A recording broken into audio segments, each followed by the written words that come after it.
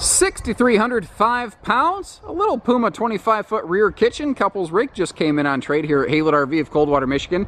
This is ideal if you're looking for a small little half-ton or individual camping type camper. It is short enough if you want to put a hitch on the back to do some doubles towing like with a boat behind. It's a perfect floor plan for that. It is late model. It basically looks like the folks bought small and really wish they'd have gone a little bit bigger. Overall, it's been very well kept. Unfortunately, just yesterday something happened and it kind of boogered up the awning arm here a little bit, which is a technical term, but don't worry, we are replacing this so that it will be just like brand new when it comes in on trade. So that's not something you're going to have to worry about. All you're going to get to do is enjoy a virtually new RV at a well-used price tag, and that ain't all bad. Guys, it might even qualify for SEMA's new financing. And I know small fifth wheels like this one, they're not for everybody. A lot of times when people go fifth wheels because they want the big monster living experience. But one of the benefits here to not having opposing slides and whatnot is that we remain fully travel accessible. I was up by the bedroom, bathroom, upper deck, and obviously I can get through this thing no sweat. There's no big challenges there. So you don't need to touch the slide out on this one to be able to make it travel accessible.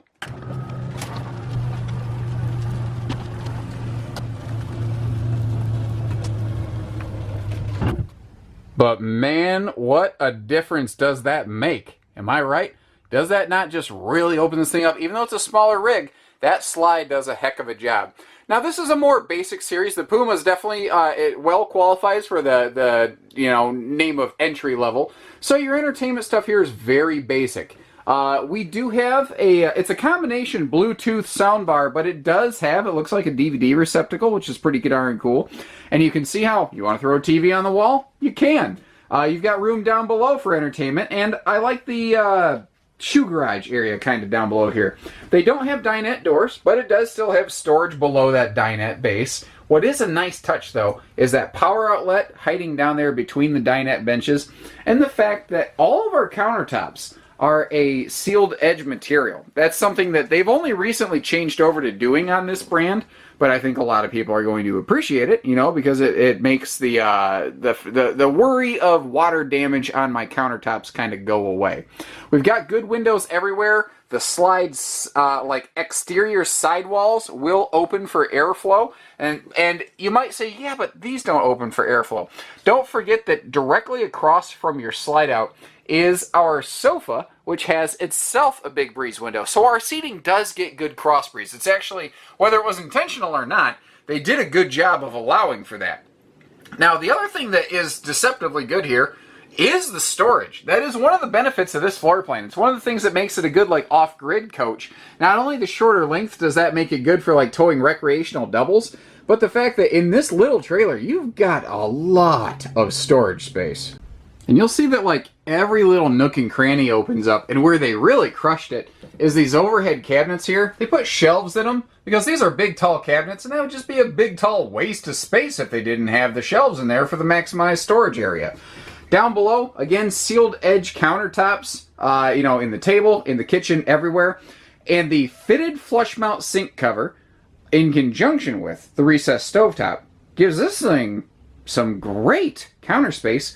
And note those easy-to-reach appliance outlets right down by the countertop level, elevated just above it so they're not a splash danger. Isn't that smart?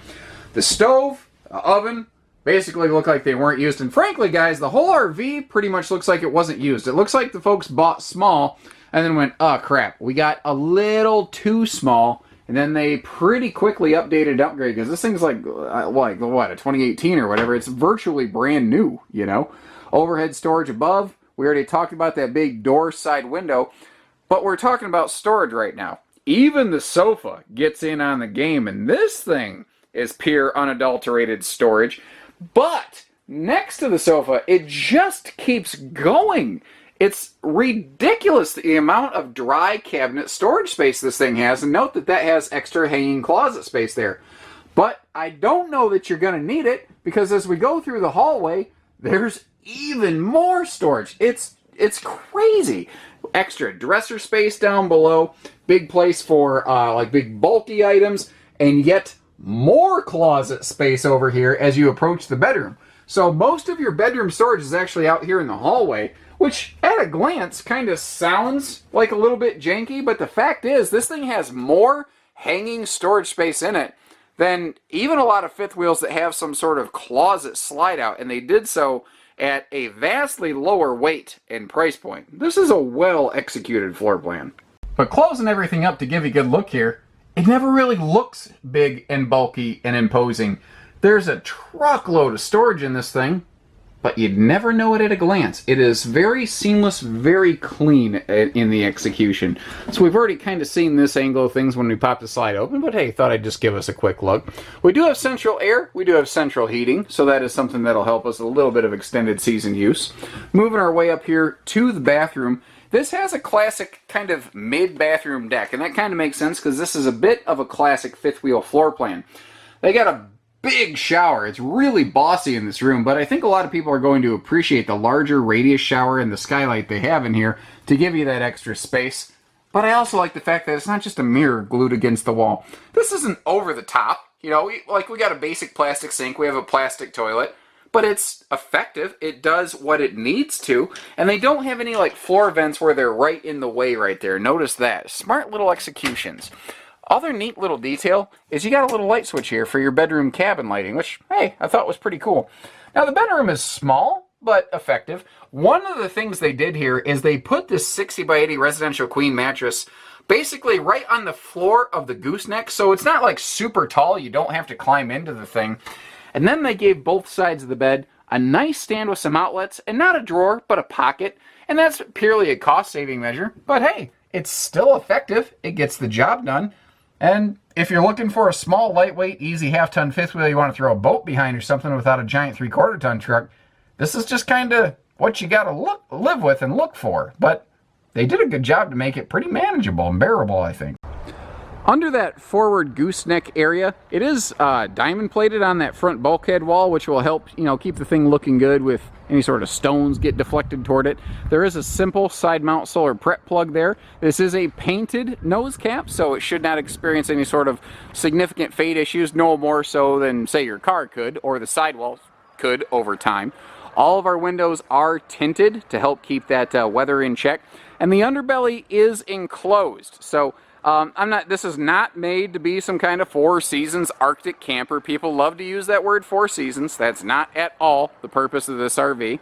One thing they do though, which is kind of nice, is Puma actually does wrap their freshwater holding tank with extra insulation. It's not a heated fresh tank or anything like that, but it might give the fresh tank that little bit of extra survival time it needs to not get frozen and cause a problem.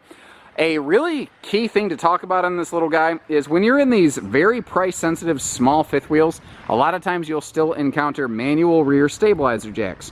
Whether it was optional or not, I'm not sure. I'm not in like a super genius with Puma stuff. I know my way around them fairly well, obviously, but this one does have power rear stabilizers, so everything is push-button simple.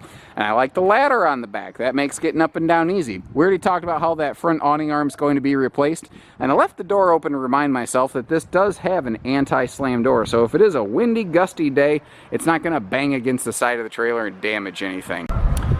One more look at her from the top down. Roof looks good, but I mean, the folks haven't really had it long enough to even need to clean it. You know, all the original seals, everything's still in place from the factory. So there's nothing to really have to be concerned about up here. But I did want to take a cursory check just to make sure there wasn't some sort of unknown defect where maybe there was a leak that wasn't disclosed. And the good news is, there's not. They were decent people. They shot us straight. It is exactly what they said it is. And again, we're going to replace that awning arm, so this thing's going to be effectively pretty much like new. You know, like new still means used, but it'll be like new when you guys take it home. So, whether it's hitching pieces, parts, trades, finance, truck and trailer package, deals, RV delivery, and everything in between, we do it all at Haylett RV. So take care, stay safe, have fun, and happy camping, everyone.